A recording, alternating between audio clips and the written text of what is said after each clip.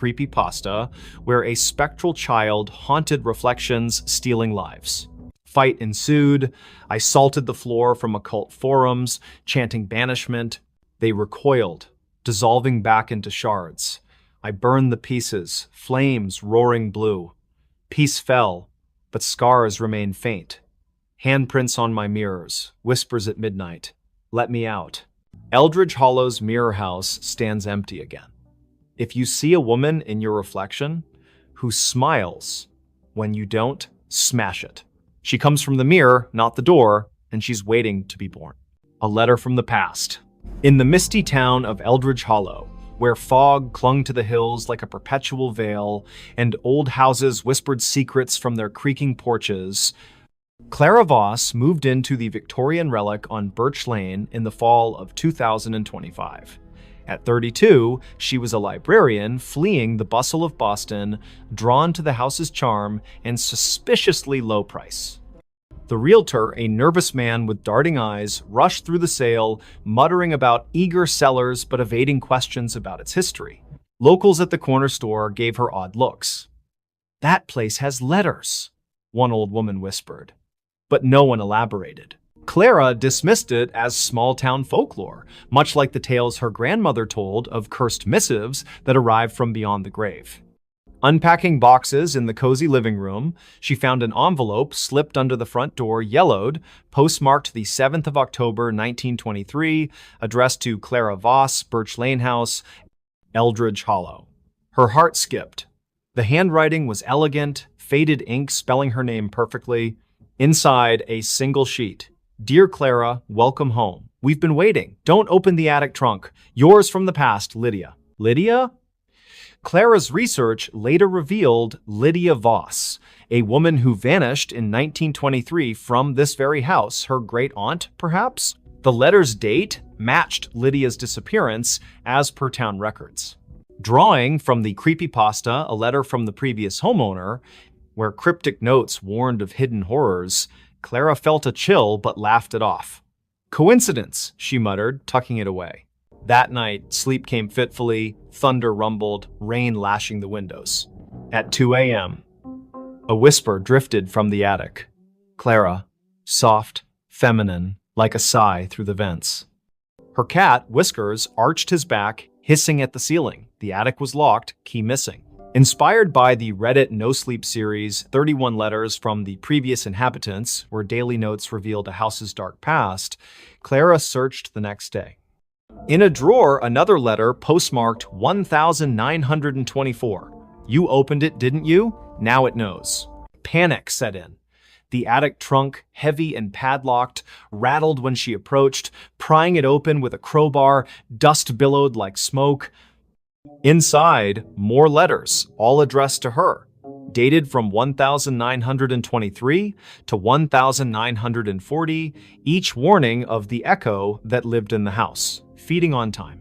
Lydia's final note: "I wrote to warn you from your future. Burn them." The whispers grew. At night, they called her name, voices layering Lydia's, then hers, mirrors fogged, words appearing. From the past. Drawing from the Netflix series Letters from My Past, where a woman uncovers family secrets through time-displaced letters leading to madness, Clara felt reality warp. Photos in the house shifted her face, appearing in old family portraits, eyes pleading. One evening, a new letter arrived via mail, postmarked yesterday from the house. "You're me now." Heart pounding, Clara burned the stack in the fireplace.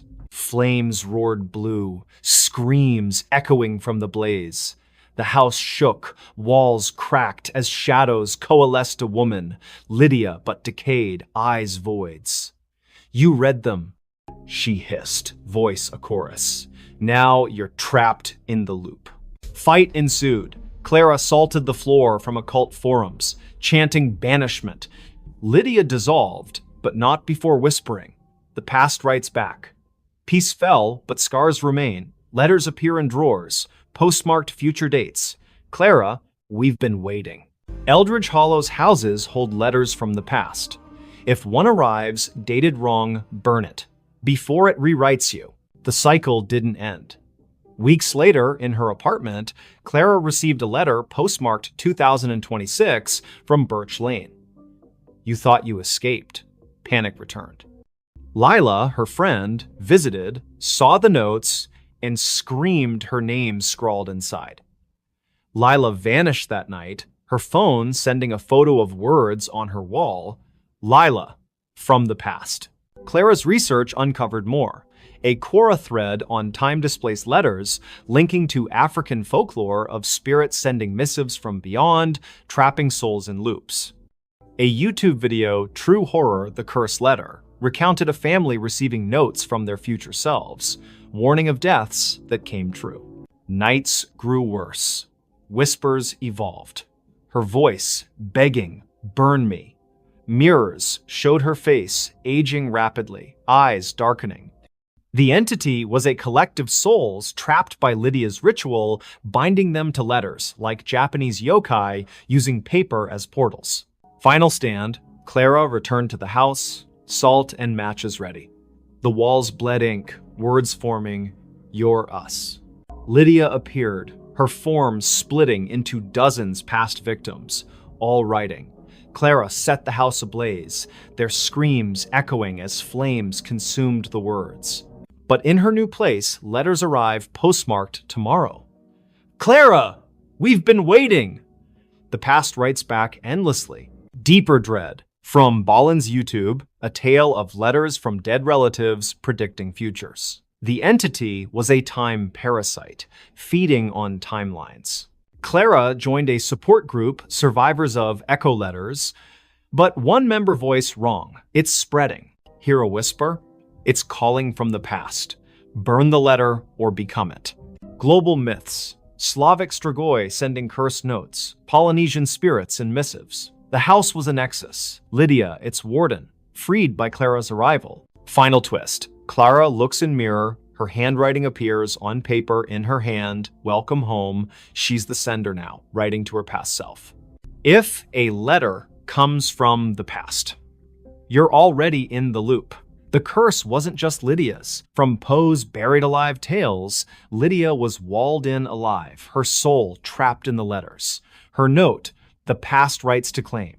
Now Clara writes letters in her sleep, dated 1923, addressed to Lydia. The loop closes. In Eldridge Hollow, if you receive a letter from the past, to reply. Or it claims you. The backyard that's never silent. In the misty outskirts of Blackwood, Maine, where dense pines loomed like silent guardians and the fog muffled all but the most insistent sounds, the old farmhouse on Hollow Road had stood vacant for years. Locals whispered about it, tales of strange noises drifting from the backyard at night, like faint whispers or distant cries that never quite stopped. "That yard's cursed," old-timers at the diner would say. But no one dared explain why. The house came cheap, a steal in the fall of 2025, when I, Elena Thorpe, a 35-year-old writer seeking solitude after a messy divorce, bought it sight unseen. The realtor, a nervous woman with darting eyes, rushed the paperwork. "Price to move," she muttered, avoiding questions about the previous owners. I dismissed the warnings as small-town folklore, much like the garden horror stories I'd read in a podcast transcript from Gardening Simplified, where neglected backyards hid invasive horrors that choked the life out of everything. The first week was idyllic. The house was cozy, with a wraparound porch and a sprawling backyard overgrown with wildflowers and ancient oaks. My golden retriever Max loved exploring, but he avoided the far corner a patch of uneven ground near a sagging fence, where the grass grew patchy and the air felt heavier. "Silly boy," I chided, but a chill prickled my skin when he whined at it. That night, as rain pattered the roof, I heard the backyard wasn't silent. Faint murmurs drifted through the open window, like whispers in the wind, indistinct but persistent. I closed the sash, chalking it up to the storm, but sleep evaded me. The sounds grew. By the second night, the whispers coalesced into words my name, Elena, soft and pleading, like a child lost in the fog. Max barked furiously at the back door, refusing to step outside. Heart pounding, I grabbed a flashlight and ventured into the yard. The beam cut through the mist, revealing nothing but dew-kissed grass. But the ground hummed faintly under my feet, like distant voices buried deep. Drawing from a Reddit post I'd read on r/Ghost Stories, where a user described a creepy backyard experience with their puppy, sensing something invisible lurking, I wondered if Max knew what I did. Days blurred into unease. The whispers never stopped day or night, a constant murmur from the yard, growing clearer. Dig. Find us. Neighbors avoided my questions. One, an old man named Harlan, paled when I mentioned the sounds. "That yard's never quiet," he muttered, crossing himself. Pressed, he confessed a dark history. In the 1,950 seconds, the previous owner, a reclusive farmer named Elias Crow, vanished after his wife's accident. Rumors spoke of bodies buried in the backyard, salted to hide the crime. Like in the true ghost story from Zikirano's blog about a haunted basement tied to buried secrets. Curiosity turned to obsession. I researched online YouTube videos like 5 true yard work horror stories, recounted diggers uncovering bones or cursed objects, whispers rising from the earth. A BuzzFeed list of haunted places mentioned farms where ghosts of murdered workers haunted the grounds, their voices echoing eternally. One Outside Online article shared campfire ghost stories, including a tale of a haunted farm where cries came from the soil, luring the curious to dig. That evening, spade in hand, I attacked the patchy corner. Max whined from the porch, refusing to approach. The soil was loose, unnaturally soft. 2 feet down, my spade hit something hard, a rolled-up rug, stained and heavy. Heart thundering, I unrolled it. Bones tumbled out, human bleached white, with scraps of cloth from the 1,950 seconds. A skull grinned up, eyeless sockets staring, but as thunder rumbled, whispers loudened. "Thank you. Now join us." The ground trembled, hands pale, decayed burst from the soil, grasping my ankles. I screamed, kicking free, but more emerged figures in tattered clothes, faces twisted in agony, murmuring names of the lost. Elias buried us, one rasped voice like grinding earth. Drawing from the Facebook post on paranormal activity in backyards, where a user captured ghostly figures on camera after digging, I realized the yard was a mass grave workers Elias killed for his secrets, their voices silenced no more. I fled inside, barricading doors. The whispers became screams, pounding on windows. Max barked wildly as shadows slithered under the door, coalescing into Elias, gaunt, axe in hand, smiling. "The yard never quiets," he hissed. Fight ensued. I grabbed salt from the kitchen, from occult forums, scattering it. He shrieked, dissolving, but not before clawing my arm wounds, weeping dirt. Morning brought silence, but the yard hummed faintly. Police dug dozens of bones, unsolved murders. The house condemned, but I hear it still whispers in dreams. Dig deeper. In Blackwood, backyards speak. If yours never silence, don't listen. It's waiting to pull you under. The silence was deceptive. Weeks later, in my new apartment, Max began whining at walls. Faint whispers seeped from vents. Elena, panic returned. Lila, a friend who visited the house, called her voice wrong. The yard calls. She vanished, her backyard dug up, empty grave, whispers echoing. My research uncovered more. A Wattpad story, The Haunted House, where backyard ghosts lured with voices tied to buried curses. A BuzzFeed list of haunted places mentioned yards where cries never ceased, luring diggers to doom. From Outside Online's campfire tales, a ghost in the woods whispered from the ground, pulling victims under. Nights grew worse. The whispers followed phones, radios, friends' voices altered when calling. Dig us out. I salted my home, but shadows slithered in corners, forming hands. One night, the floor buckled, earth erupting, bony fingers grasping. Elias's form rose. The yard claims all. Escape failed. It pulled me under, dirt filling my lungs. Visions flashed. Elias burying victims, salting to trap souls, like in African folklore of earth spirits binding the dead. I clawed free, burning sage from paranormal guides. The entity shrieked, retreating, but whispers linger, faint, in every silence. Max hears them too. In Maine, yards speak. If yours whispers, fill it in, before it buries you. Deeper horrors emerged.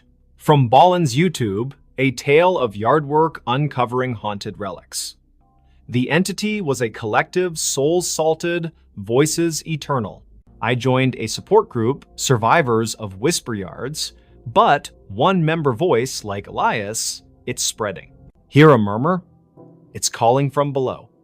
Dig, and you're silent no more. Global myths. Japanese yurei buried wrong, whispering revenge. Slavic domovoi in grounds, calling names. The yard was a nexus, Elias, its warden. Final twist. My reflection whispers, dig me out. I'm the vessel, yard rebuilding in my mind. If your backyard never silence, you're already buried. They greeted me at the cemetery. In the fog-shrouded town of Eldridge Hollow, Maine, where ancient pines loomed over crooked gravestones and the air carried the chill of unspoken tragedies, the old Hollow Hill Cemetery had long been a place of dread. Locals whispered of eerie happenings, red glowing eyes in the tree line, strange sounds from the graves, and a weeping angel statue that haunted groundskeepers. Tales like The Girl Who Stood on a Grave from childhood storybooks warned of dares gone wrong, where the dead pulled the living under. But for me, Alex Reed, a 8-year-old skeptic and amateur ghost hunter from the city, it was the perfect spot for a late-night adventure in October 2025. Armed with my camera and a flask of courage, I snuck through the rusted gates at midnight, the full moon casting silvery light on the overgrown paths. The cemetery was silent at first, save for the crunch of leaves under my boots. Tombstones tilted like drunken sentinels, names faded by time. Elias Crow, 1,895. Abigail Voss, taken too soon. I chuckled, recalling a Reddit thread where someone shared seeing a hand emerge from the dirt, pulling them down, a story echoed in Wattpad's The Cemetery with its weird sightings and chilling vibes. Just urban legends, I muttered, setting up my tripod near a crumbling mausoleum. That's when the whispers started faint, like wine through cracks. Hello. My heart skipped. I spun, camera rolling. Nothing. Anyone there? I called, half joking. The response came from behind a weathered cross. Welcome, Alex. My name, soft and childlike, but with a rasp like grinding earth. Chills raced down my spine, drawing from a YouTube compilation of true chilling graveyard horror stories from Reddit, where one tale described ghostly greetings leading to vanishings. I backed away. The voices multiplied a chorus from the graves. Hello, friend. Join us. We've been waiting. Red orbs glowed in the tree line, like the creepy encounter in that paranormal Reddit post. I panned the camera, capturing shadows shifting unnaturally. A hand burst from the soil near my feet, pale, veined nails caked with dirt grabbing my ankle. I screamed, kicking free, but more hands emerged, clawing the air. Greetings from below, they hissed. Voices layering like the phantom calls in Bachelor's Grove cemetery legends, where a white lady and broken tombs hid horrors. I ran, branches whipping my face, but the path looped impossibly, leading back to the angel statue. It wept blood now, head turning with a crack. Hello, Alex. Its stone mouth curved into a smile, eyes cracking open to reveal voids. Inspired by the Graveyard Hand short story, where a little girl's perspective unveiled a lurking terror, I realized the dead weren't resting, they greeted the living to pull them in. Trapped, I hid behind a mausoleum, camera capturing the horde-decayed figures rising, faces twisted in eternal grins, chanting greetings. Join the party. They laughed, echoing the dare in The Girl Who Stood on a Grave, where a pinned girl was mistaken for a blade in the earth. A cold hand gripped my shoulder. "Hello, brother. My long-dead uncle vanished in these woods years ago." Fight or flight kicked in. I swung the tripod, shattering a figure's skull. It crumbled to dust, but more came. The angel loomed. "We've greeted you. Now stay." I bolted for the gates, whispers chasing. "Hello. Goodbye." Escaping, I collapsed outside, camera clutched tight. Back home, the footage went viral on YouTube, creepy cemetery encounter. But at night, knocks echo, 3 raps, then a whisper through the vents. "Hello, Alex." The dead greeted me, and they haven't stopped. In Eldridge Hollow, if you hear greetings from graves, don't reply. They're waiting to welcome you home forever. Laughter in the middle of the woods. In the heart of Blackwood Forest, Maine, where ancient pines stood like silent sentinels and the fog wove through branches like ghostly fingers, the woods were never truly quiet. Locals in the nearby town of Eldridge Hollow whispered of eerie sounds, whispers, cries, and most chillingly, laughter that echoed from the depths, especially near the cursed Black Hollow, a ravine where no one ventured after dark. Tales of the Laughing Man circulated, a figure from folklore who lured hikers with giggles before they vanished. Much like the spectral trickster in the Reddit r divided by no sleep story, The Laughing in the Woods. But for me, Mia Carter, a 30-year-old journalist chasing a story for my blog in October 2025, it was just a legend to debunk. I'd come to Blackwood to investigate a string of disappearances, hikers gone missing over decades. The latest, a local teen, Ethan, vanished 3 months prior. Armed with my recorder, flashlight, and skepticism, I hiked deep into the forest at dusk, the crunch of leaves underfoot my only companion. My friend Alex warned me, citing a YouTube video, True Horror: The Laughing Forest, where a camper recorded eerie giggles before his camera cut out. "Stay on the trail," he texted. I laughed it off, but the woods felt wrong too still, the air heavy with a metallic tang. An hour in, I reached Black Hollow, a yawning chasm swallowed by mist. That's when I heard it laughter, soft and childlike, bubbling from the ravine. "Hello?" I called, recorder on. The laughter grew, shifting to a deeper, guttural chuckle, like multiple voices layered. Mia. My name echoed, not from one direction, but all around. Heart pounding, I swung my flashlight, nothing but trees and fog. Drawing from the creepypasta What's in the Woods, where a creature mimicked voices to lure prey, I gripped my knife, pulse racing. The laughter intensified, now a cacophony, men, women, children, all giggling maniacally. Shadows danced in the mist, forming shapes tall, thin, with 2 long limbs. "Come play," a voice teased, mimicking Ethan's from a missing persons report I'd heard. I stumbled back, tripping over roots that seemed to writhe. My flashlight flickered, revealing a figure at the ravine's edge human-like, but its face was a blur, mouth stretched impossibly wide in a grin, like the smiling man from urban legends. I ran, branches clawing my face, but the laughter followed, echoing inside my skull. The trail looped unnaturally, leading back to the hollow. "You can't leave." The voices sang, layered with Ethan's and others, lost hikers. I realized, like the ghostly chorus in a Korah thread about haunted forests, where the dead laughed to trap the living. My recorder caught it, giggles turning to screams, then my name over and over. Desperate, I tossed salt from my pack folklore from a Medium article on banishing spirits suggested it repelled entities.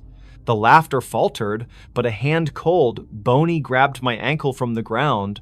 "Join the fun," it rasped, pulling me toward the ravine. I slashed with my knife.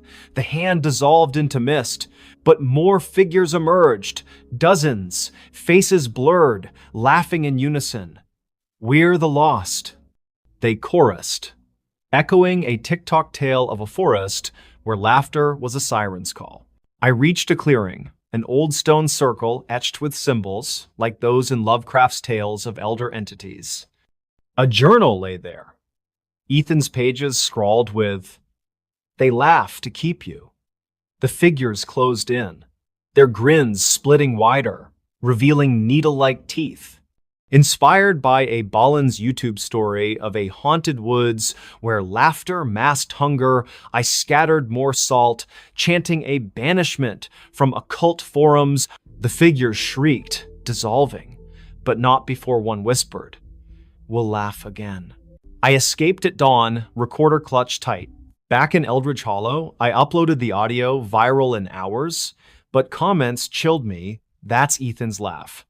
At night, giggles echo outside my window from the woods I'll never enter again. Blackwood's laughter never stops. If you hear it in the trees, don't follow. They're waiting to add your voice to the chorus. The laughter didn't stay in the woods. Weeks later, in my Portland apartment, my recorder played back unprompted giggles, then my name, whispered through static. Max, my dog, growled at corners, where shadows flickered with blurred faces. A new email arrived, no sender, just audio, Ethan's voice laughing, saying, "Mia, come back." Panic set in. Drawing from a Wattpad story, The Laughing Hollow, where a forest spirit followed victims home, I feared it had latched onto me. Research deepened the dread. A Quora thread on haunted Maine forests linked Black Hollow to a 19th century cult that sacrificed hikers, their laughter trapped in the ravine, like Polynesian spirits binding souls to cursed grounds. A BuzzFeed list of haunted places mentioned a woods where giggles lured campers to vanishings. Friends noticed my fear. Alex called, voice off. "Why'd you run, Mia?" His number, but not his tone. Nights blurred. The laughter seeped from walls, my phone, even Max's collar speaker. Shadows danced, forming the grinning figure. Playtime, it giggled, eyes voids. I salted my apartment, but mirrors reflected it, me, but laughing when I screamed. Inspired by The Laughing Shadow from horror anthologies, where a mimic haunted reflections, I smashed my mirrors. Shards laughing back. Confrontation came in a dream? Or was it? The ravine opened in my room, figures emerging, all laughing. "You recorded us," they sang. I burned the recorder, salt circle tight, chanting banishment. They dissolved, screams fading. But my reflection giggles alone now, lips moving when mine don't. I fled to Boston, but the laughter follows faint. In crowds, on calls, Max hears it too. In Eldridge Hollow, the woods laugh. If you hear giggles in the dark, run. They're not human, they're hungry. The entity wasn't just laughter. From Ballen's YouTube, a tale of a forest where giggles masked a devourer. It was a collective souls trapped by the cult, their voices luring more. My dreams showed them. Ethan. Others. Faces stretched in endless mirth, trapped in the ravine's maw. I joined a paranormal forum, survivors of laughing haunts. But one member's voice, Ethan's, it's spreading. My phone plays giggles unprompted. Friends hear me laugh on calls I never made. Final stand. I returned to Black Hollow. Salt and sage ready. The ravine pulsed, laughter deafening. The figure emerged me, grinning, teeth sharp. "You're ours," it laughed. I burned the journal, salt scorching the ground. It dissolved, but whispered, "We'll laugh through you." Global myths? Japanese yurei laughing from graves. Native American skinwalkers mimicking joy. Black Hollow was a nexus, feeding on mirth. Now I laugh in my sleep, friends say, "It's not me." My voicemails giggle, calling names. I'm the vessel spreading the sound. In Blackwood, if you hear laughter in the woods, don't listen. You'll join the chorus. From Poe's Tales of Madness, the laughter was a trap, binding souls eternally. My reflection laughs alone, eyes not mine. I'm writing this, but giggles interrupt my voice from within. If you hear laughter where none should be, it's too late. You're already theirs. Knocks from the coffin lid. In the misty valleys of Eldridge Hollow, Maine, where fog clung to the hills like a shroud, and ancient pines whispered secrets of the past, the old Crow family cemetery lay forgotten on the outskirts of town. Gravestones tilted like drunken sentinels, Names eroded by time and rain, Elias Crow, Abigail Voss, and others lost to history. The locals avoided it, crossing themselves at mentions of the knocking grave, a legend dating back to 1895, when Elias, a wealthy lumber baron, was buried after a sudden illness. Whispers spoke of his wife hearing knocks from his coffin during the funeral, but they buried him anyway. Inspired by Poe's The Premature Burial, where the terror of being interred alive haunted the living, the tale warned of curses for those who disturbed the dead. In October 2025, Harlan Reed, a 5-year-old historian researching Maine's forgotten tragedies, arrived in Eldridge Hollow. The town was a relic sagging porches, wary eyes in the diner. "Stay away from Crow Hill," the waitress muttered when I asked about the cemetery. Knocks still echo there. I laughed it off, but my research uncovered chilling accounts. A 1923 diary from Elias's descendant. Lydia, describing dreams of scratches from inside coffins, much like the Wattpad horror Buried Alive, where a man heard his wife's nails clawing the lid in a nightmare that turned real. Undeterred, I hiked to the cemetery at dusk, flashlight and recorder in hand. The air grew thick, fog swirling like breath from the ground. Elias's grave was central. Headstone cracked. Elias Crow, 1845 to 1895. Rest in peace.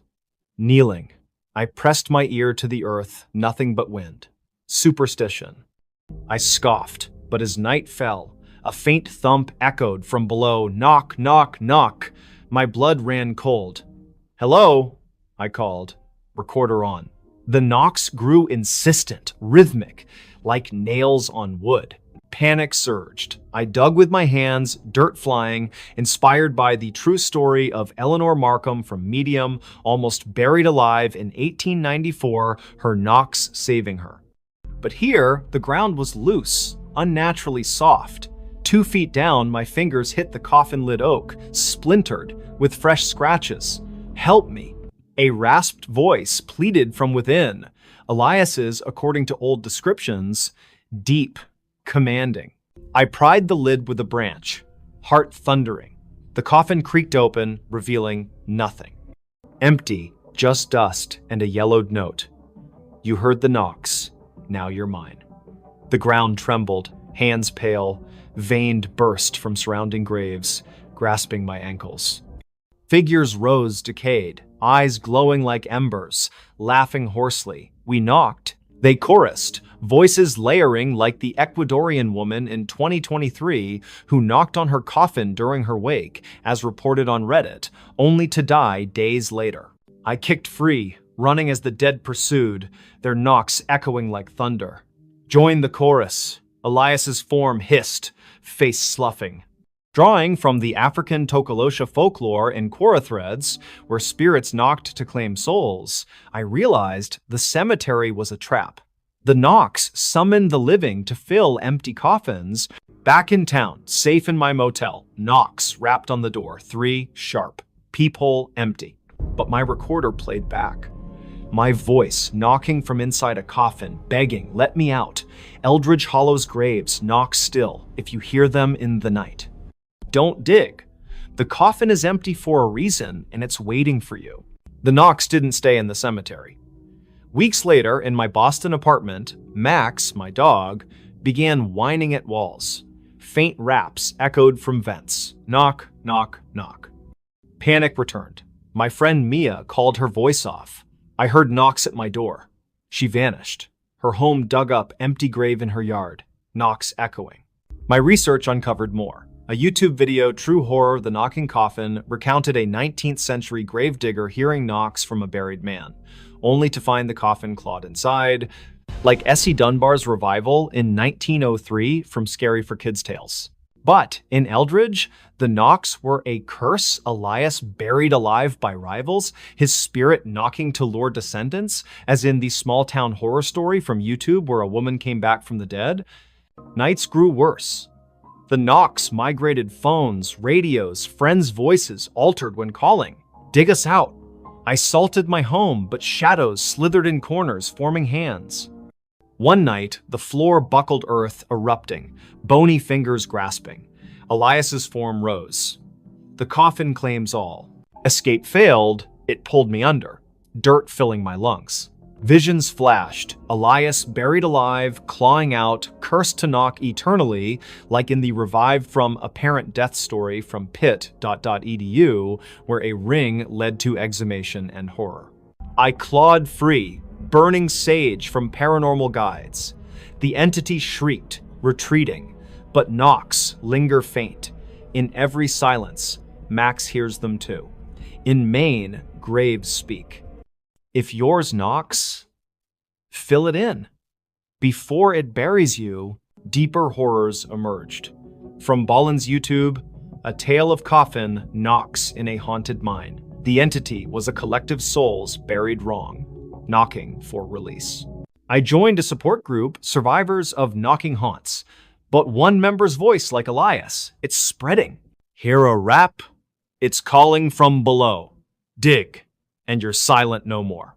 Global myths, Japanese yurei knocking from graves, Native American spirits rapping warnings. Black Hollow was a nexus, Elias, its warden. Final twist, my reflection knocks.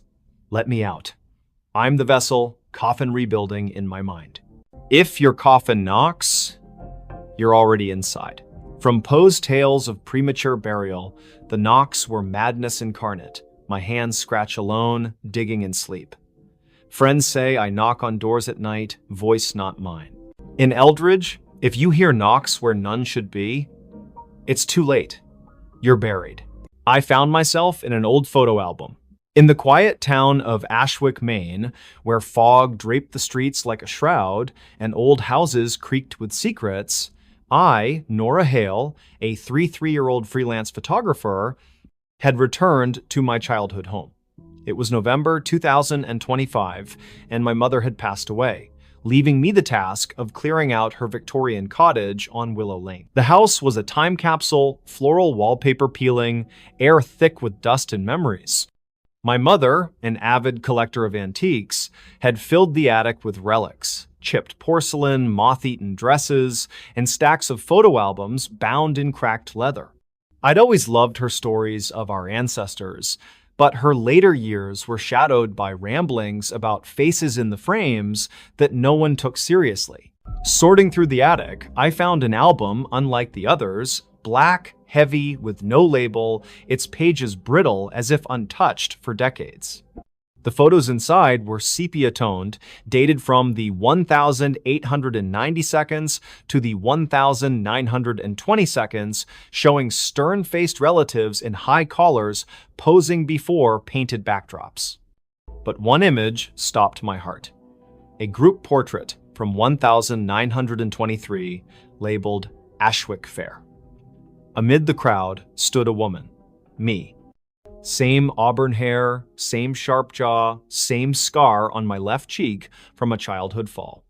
She wore a flapper dress, but her eyes were wrong hollow, staring directly at the camera as if seeing me across time. My breath caught. I'd never been photographed like this. I wasn't born until 1992. Hands trembling, I flipped through more pages. There I was, again, 1,910, a child in a pinafore holding a rag doll. 1,905, a teenager in a bonnet, standing in this house's garden. Each photo showed me, but older ones grew stranger. My face blurred, eyes black voids, a faint smile that wasn't mine. Drawing from a Reddit r divided by no sleep post, the photo that shouldn't exist, where a man found himself in a 19th century portrait, I wondered if it was a prank. But the album's weight felt alive, pages warm to the touch. That night, sleep eluded me. The house groaned, and at 2 a.m., a whisper drifted from the attic. Nora. Soft. Feminine. Like my own voice, but distorted. Echoing through the vents. Max, my terrier, growled at the stairs, refusing to climb. Inspired by a YouTube video, True Horror, The Haunted Album, where a family found photos predicting their deaths, I returned to the attic. The album lay open to a new page, a blank photo, developing before my eyes. It showed me, now, in the attic, staring at the album. My reflection in the mirror behind flickered, smiling when I didn't. Heart-pounding, I called my friend Mia. "Old photos can't have me in them, right?" She laughed, suggesting Photoshop or an ancestor's doppelganger, but her voice faltered when I sent a scan. "Nora, burn it! It's like that creepy pasta about the cursed camera images trapping souls." I couldn't. The album felt like a tether to something I needed to understand. Days blurred into dread. Shadows moved in corners, forming my shape. Max whined at mirrors, where my reflection lagged, eyes darkening. Research revealed Ashwick's dark history. In 1923, a woman named Lila Voss, a photographer, vanished after an exhibit. Her diary, found in the town archives, spoke of a lens in the dark capturing her across time, like in Japanese yokai tales where spirits inhabited photos, stealing identities. A Quora thread on time-displaced images linked to similar cases, people appearing in photos before their birth, tied to cursed objects. One evening, a new photo appeared. Me, in a wedding dress, beside a faceless man, dated 1890. I'm unmarried. The album vibrated, whispering, "Join us, Nora." I slammed it shut, but laughter echoed mine, but cruel. Max barked at the attic hatch, which rattled as if something pushed from inside. Drawing from the burned photo creepypasta, where destroying cursed images unleashed horrors, I hesitated to burn it, fearing release. The climax came on a stormy night. Thunder shook the house as the album flipped open on its own, pages rapid-firing through decades, me in every era, always watching the camera. A figure materialized me, but pale, eyes voids, smiling too wide. "We're the same," she hissed, voice a chorus of trapped souls. "The album keeps us." Her touch was ice, draining warmth. Visions flashed. Lila's ritual, capturing spirits in a cursed camera, binding them to the album, like African folklore of ancestral ghosts trapped in objects. I grabbed salt from paranormal forums, circling the album. "Leave me!" I shouted, setting it ablaze. The figure shrieked, dissolving into smoke, but not before clawing my arm scars, forming a lens shape. The house stilled, but mirrors flicker my face, then hers, merging. I fled Ashwick, but photos appear on my phone, in emails me in eras I never lived. Whispers call, "You're framed." In Ashwick, albums hold faces that shouldn't be. If you find yourself in an old photo, burn it, before it captures you forever. The horror lingered. In my new Boston apartment, shadows danced in mirrors, forming my shape, but with hollow eyes. Max refused to sleep near reflective surfaces, growling at night. A new photo arrived by mail, no sender, postmarked 1900 from Ashwick, me screaming in a dark room. The back read, "You can't burn time." I contacted a local historian, Mr. Hale, who paled at the story. "Lila Voss wasn't alone," he whispered. Her camera was cursed, stole souls across generations. He showed me town records. Others vanished after finding themselves in photos, like a TikTok tale of a woman discovering her face in a 1920 seconds album, followed by hauntings. Drawing from The Picture of Dorian Gray, where a portrait bore the soul's sins, I feared the album was my tether to something eternal. Nights grew worse, my phone glitched, displaying selfies I never took me in sepia, eyes void. Calls came from unknown numbers. My voice, begging, "Don't look away." Mia visited, saw the photos, and screamed her reflection, showed Lila's face. That night, Mia vanished, her phone sending me a photo. Her in 1910 beside me, both smiling. Desperate, I returned to Ashwick, album ashes in hand. The house was sealed, but whispers beckoned from the attic. Inside, a new album waited, open to a photo of me burning the first dated tomorrow. "You're ours," the chorus hissed. The mirror showed dozens of me's from every era clawing to escape. I confronted the entity Lila's form, lens embedded in her chest like a heart. "The camera saw you before you were born," she rasped. Fight ensued. I smashed the mirror, shards cutting my hands, blood forming dates 1890, 1923, 2025. The entity dissolved, but not before whispering, "You're in the frame forever." Back in Boston, peace is fleeting. Photos appear in drawers me in eras unborn. Max stares at mirrors, whining. My reflection blinks when I don't. Ashwick's curse spreads friends, find old albums with their faces. If you see yourself in a photo you never took, destroy it. But it's already too late. Deeper dread unfolded. From Ballen's YouTube, a story of a cursed camera trapping souls in eternal loops. The album was a nexus, like Lovecraft's cosmic artifacts, binding lives across time. My research uncovered global myths. Japanese obake in photos, stealing identities, African spirits in ancestral images, demanding worship.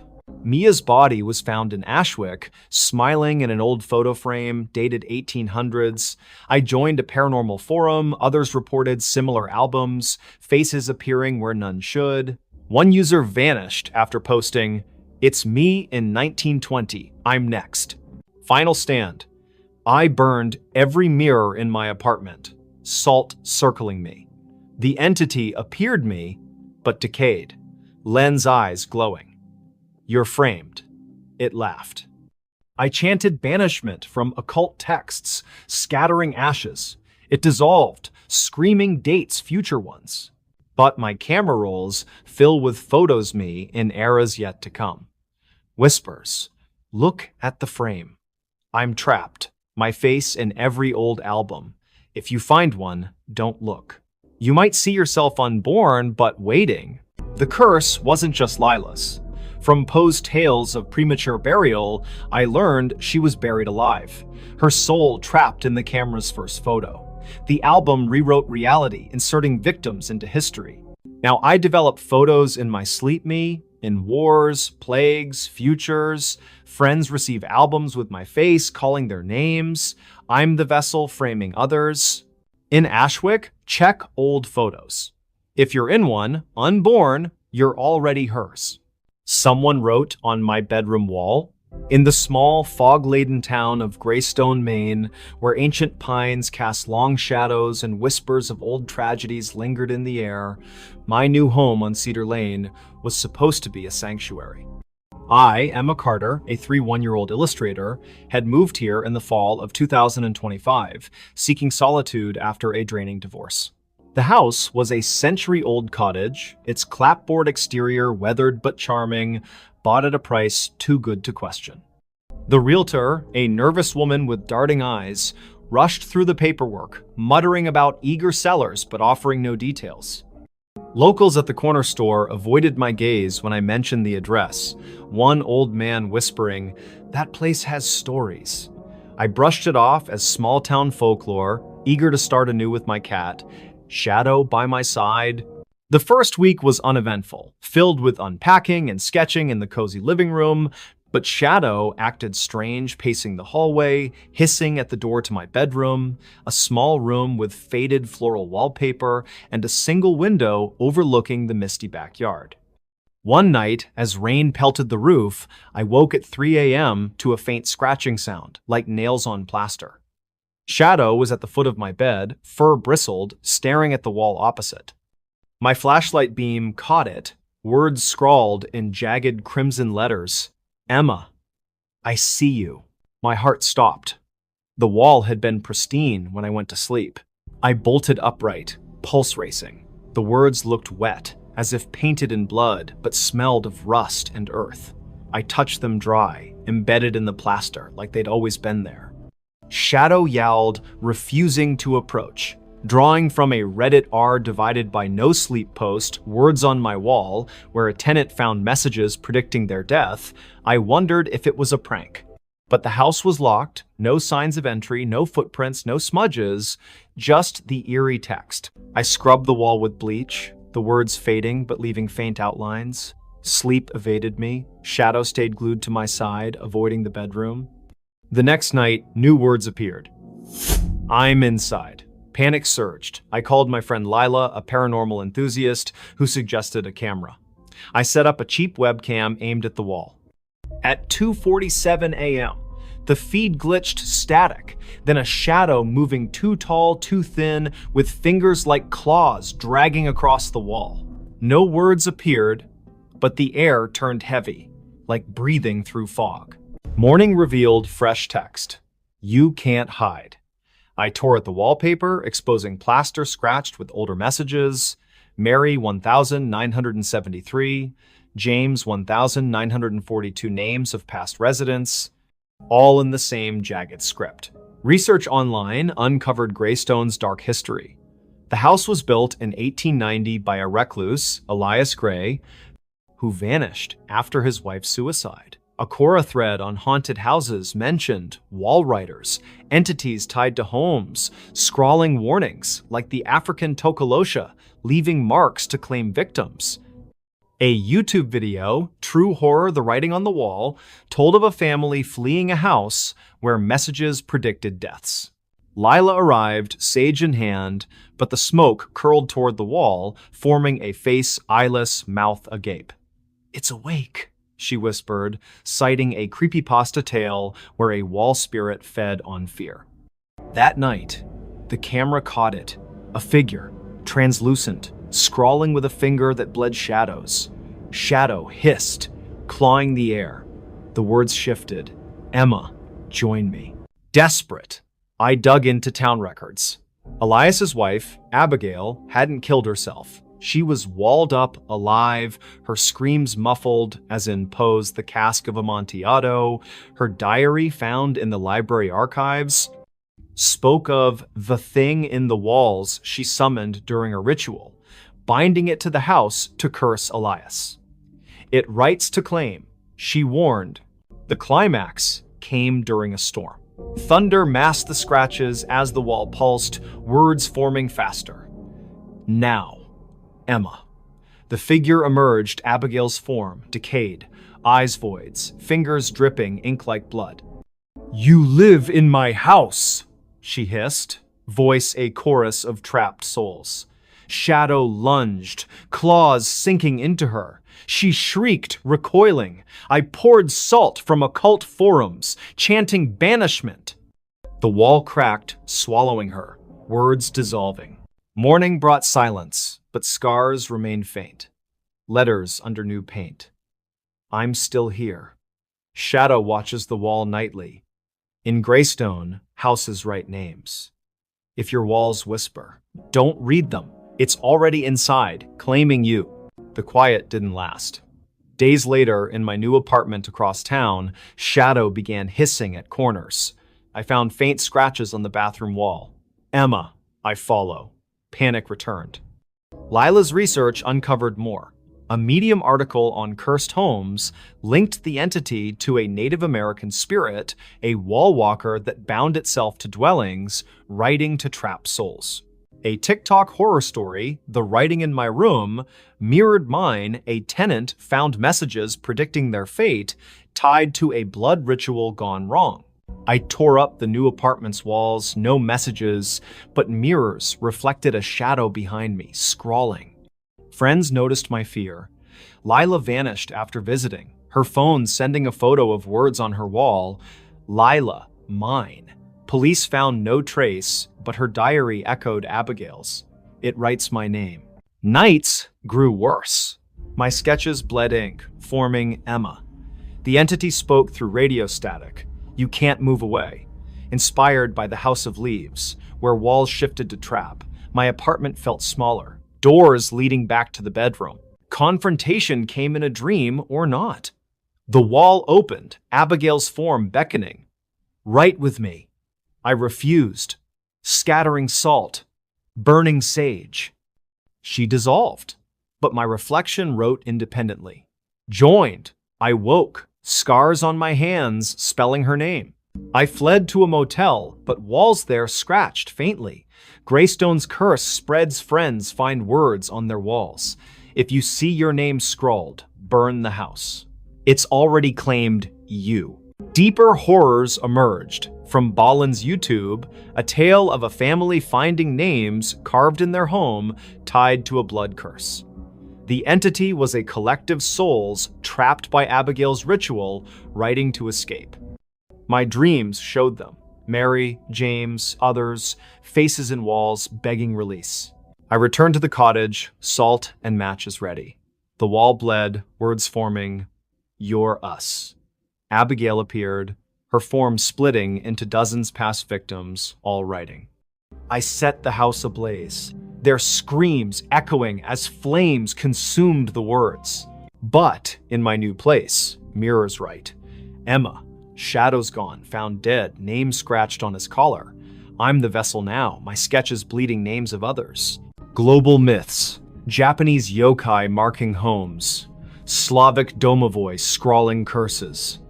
The house was a prison, Abigail its warden, freed by my arrival. Final twist. My reflection writes alone, my hands moving without will. I'm writing this now, but it's her words. If your wall speaks your name, you're already hers. She came from the mirror, not the door. In the foggy town of Eldridge Hollow, where ancient oaks twisted like tormented souls and the air carried whispers of forgotten tragedies, the old Victorian house on Maple Lane had stood vacant for decades. Its windows were like empty eyes, staring blankly at passersby who crossed the street to avoid its gaze. Locals spoke in hushed tones of the Mirror House, a place where reflections lied and shadows had lives of their own. But for me, Lydia Grant, a 9-year-old artist fleeing a toxic relationship in the city, it was a bargain in the summer of 2025. The realtor, a twitchy man with sweat beading on his brow, rushed through the paperwork. "Price to sell?" he muttered, avoiding my questions about the previous owners. "Just don't stare too long in the mirrors." I laughed it off as small-town superstition, much like the tales my grandmother told of Bloody Mary staring into a mirror at midnight, chanting her name thrice to summon a vengeful spirit. But as I unpacked boxes in the spacious living room, my cat, Whiskers, hissed at the hallway mirror, an ornate, full-length antique with a gilded frame carved with swirling vines that seemed to writhe in the light. "Silly kitty," I cooed, but a chill prickled my skin. The mirror reflected the room perfectly, too perfectly, the colors a shade darker, my face paler. That first night, sleep came fitfully. Thunder rumbled outside, rain lashing the windows. At 2 a.m., a soft knock echoed not from the door, but from inside the house. I sat up, heart pounding. Whiskers arched his back, staring at the bedroom door. The knocks continued, 3 sharp raps, deliberate. I grabbed my phone's flashlight and crept downstairs. The front door was locked, no one outside. But in the hallway, the mirror fogged, as if breathed upon from within. A handprint appeared small, feminine, pressing against the glass from the other side. I wiped it away. But the fog returned, words forming. "Let me out." My breath caught. Drawing from a Reddit r divided by paranormal encounters thread I'd read years ago, where users shared terrifying mirror experiences, like seeing demonic reflections or entities stepping through, I backed away. Imagination, I whispered, but Whiskers yowled, clawing at the air. The next morning, the mirror was clear, but unease lingered.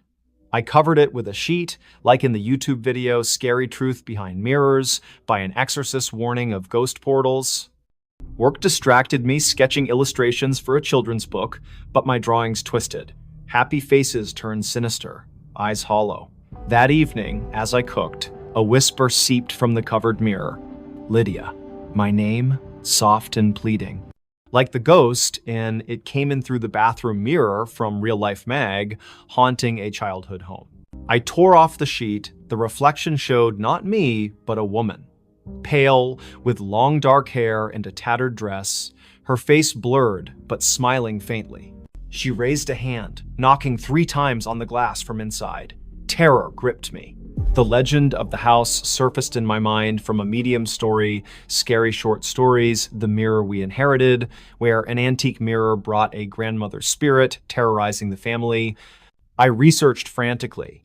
Town records revealed the previous owner, Eliza Voss, vanished in 1953 after inheriting the mirror from her grandmother.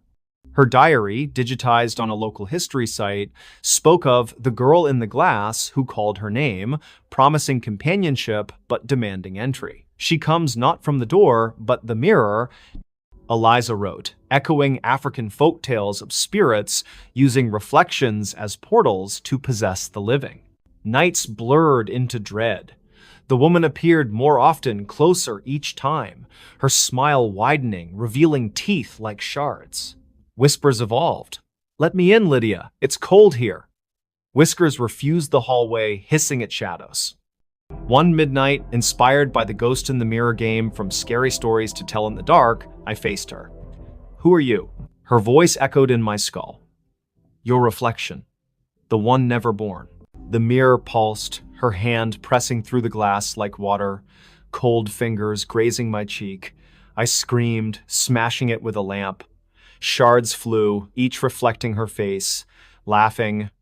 The house shook, walls cracked as shadows poured out, dozens of women, all me but decayed, eyes voids. "We're the unborn." They chorused, inspired by the Dead Girl in My Mirror creepypasta, where a spectral child haunted reflections, stealing lives. Fight ensued. I salted the floor from occult forums, chanting banishment. They recoiled, dissolving back into shards. I burned the pieces, flames roaring blue. Peace fell, but scars remained faint. Handprints on my mirrors, whispers at midnight. "Let me out." Eldridge Hollow's mirror house stands empty again. If you see a woman in your reflection who smiles when you don't, smash it. She comes from the mirror, not the door, and she's waiting to be born. A letter from the past. In the misty town of Eldridge Hollow, where fog clung to the hills like a perpetual veil and old houses whispered secrets from their creaking porches, Clara Voss moved into the Victorian relic on Birch Lane in the fall of 2025. At 32, she was a librarian fleeing the bustle of Boston, drawn to the house's charm and suspiciously low price. The realtor, a nervous man with darting eyes, rushed through the sale, muttering about eager sellers but evading questions about its history.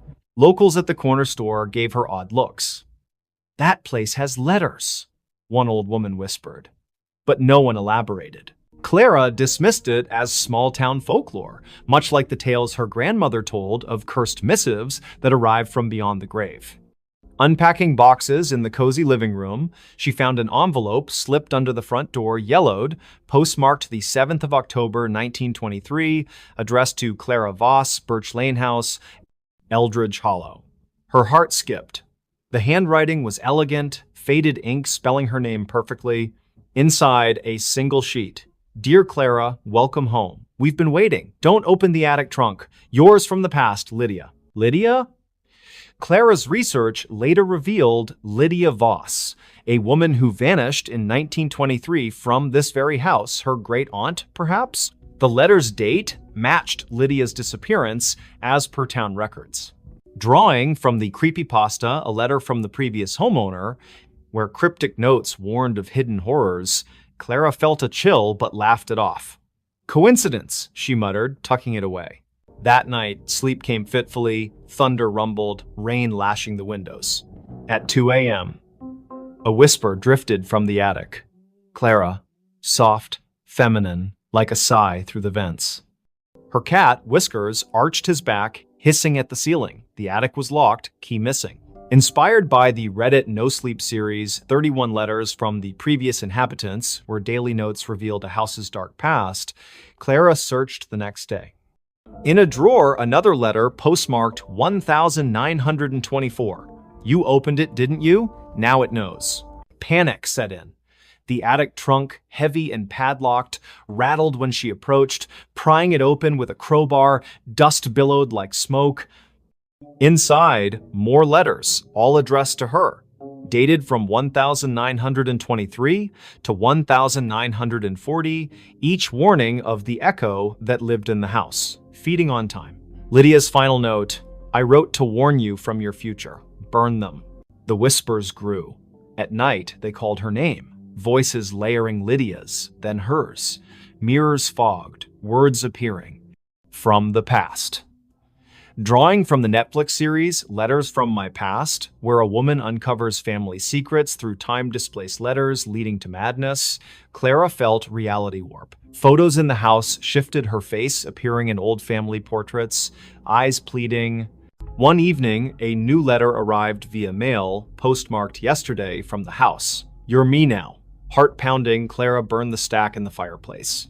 Flames roared blue, screams echoing from the blaze. The house shook, walls